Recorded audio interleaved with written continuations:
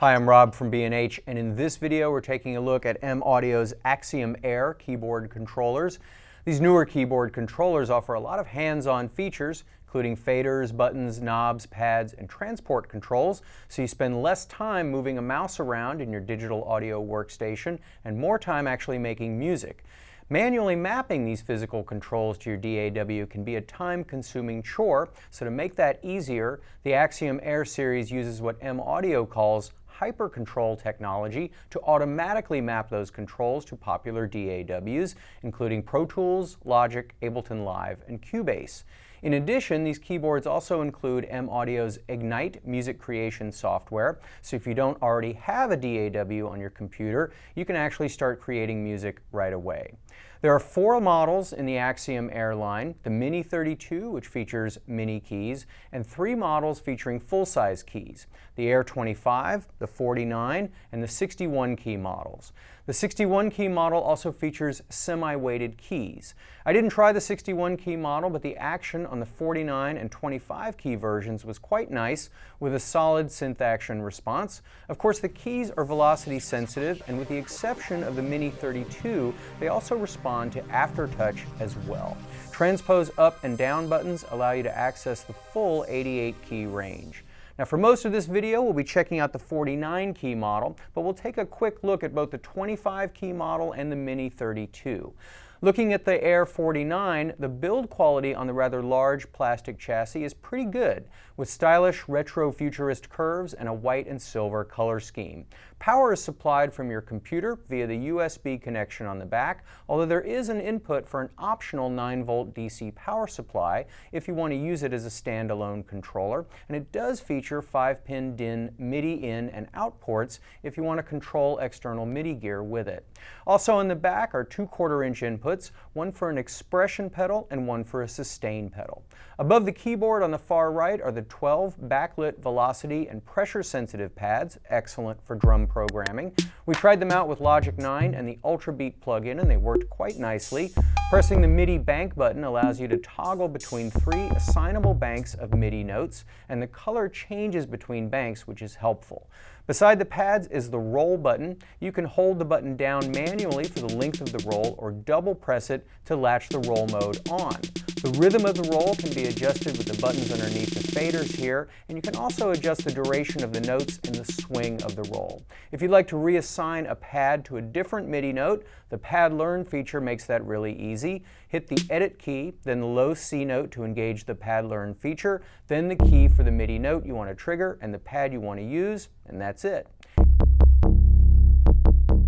In addition to drum programming, you can also use the pads to trigger functions in your DAW by pressing the HyperControl button. The most obvious use for that would be triggering clips in a grid-based DAW like Ableton Live, but as we were making this video, HyperControl support for Ableton Live was not yet available on the 49 key version, so we weren't able to see how well that worked. Beside the pads are 9 70mm long throw faders, each with a button beneath them for selecting, muting, soloing, or arming the tracks to record. The 9th fader is a bit off to one side, as it's generally used for controlling the master fader. You have 2 options for the HyperControl on the faders. The mix button tells the faders to control levels on the individual tracks, while the instrument/effects button will map the faders to the plugins on the selected track. If you have an instrument track with an effect on it, the button also toggles between controlling parameters on the instrument and the effect in the first slot, which is a smart touch. Here you can see me toggle between controlling parameters on Logic's ES2 synth and the stereo delay effect plugin. Above the pitch and mod wheels and transpose buttons on the left are the 8 endless encoder knobs, which work in a similar fashion. The HyperControl mix mode button lets you toggle between using the knobs as volume controls, auxiliary send levels, or pan positions. And again, for these, the instrument/effects button toggles between mapping the knobs to the plug-in instrument and the first plug-in effect. To help you keep track of the different modes you're in, the parameters you're adjusting, and their corresponding values is an easy-to-read orange LCD screen that displays parameter values. Just below are the navigation buttons and transport controls, allowing you to move to different sections of your track and play, record, and engage the loop function in your DAW. Now, I've talked quite a bit about HyperControl because it saves you the trouble of manually mapping the most common functions to your DAW, but of course you can manually map the controls if you prefer. And like Novation's Launch Key series, which uses similar auto mapping technology, you can turn HyperControl off in sections if you want to manually map the controls. So for example, if I want to manually map the knobs, but keep the HyperControl mappings for the faders and the buttons, that's no problem. I really like this way of implementing HyperControl in sections. It's very smart, it's very convenient. Now earlier I mentioned the larger 61-key model with semi-weighted keys, which will give you a more piano-like feel, but if space in your studio is limited or you want a more portable keyboard, you should consider the Axiom A.I.R 25 or the Axiom A.I.R Mini 32. The A.I.R 25 cuts the keyboard down to 25 full-size keys and loses 8 of the 9 faders, but increases the pad count to 16, which is more than any of the other models, and while it is smaller, you're probably not going to be tossing it into a backpack. On the other hand, if portability is a primary issue and you don't mind miniature keys, the Axiom A.I.R Mini 32 might be a better bet. Unlike the larger models, there are no pedal inputs and no 5-pin DIN MIDI ports. All MIDI data goes through the USB port. It features 8 velocity and pressure-sensitive trigger pads and 8 encoder knobs, but no LCD screen and no faders or corresponding mute solo buttons. It actually looks quite similar to Akai's MPK Mini, but the Axiom A.I.R Mini 32 is a little larger than the Akai, allowing it to accommodate an additional half octave of mini keys.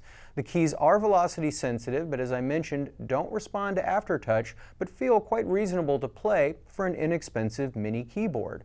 Presumably to save space, there are no pitch or mod wheels, instead you get buttons. You can program the rate at which the pitch and mod buttons happen by using the edit button and keys on the keyboard, which double for data entry. In fact, many features of the Axiom A.I.R series can be customized in this way, including the velocity curves on the keyboards and drum pads, whether the sustain button is momentary or latching, and other variables.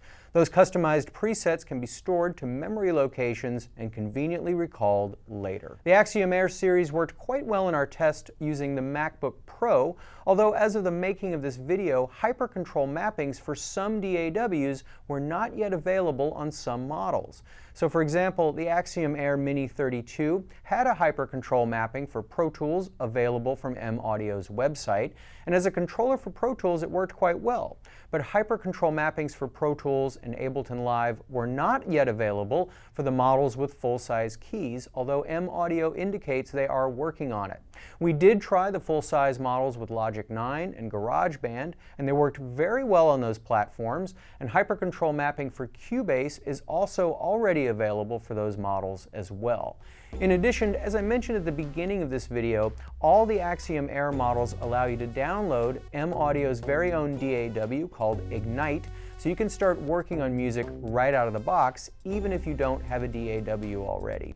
In addition, the 61 and 49 key models also ship with Pro Tools Express, while the 25 and Mini 32 ship with Ableton Live Lite. So hopefully that gives you some idea of M-Audio's Axiom A.I.R series of keyboard controllers. With 4 models to choose from, you can choose the one that's right for your setup.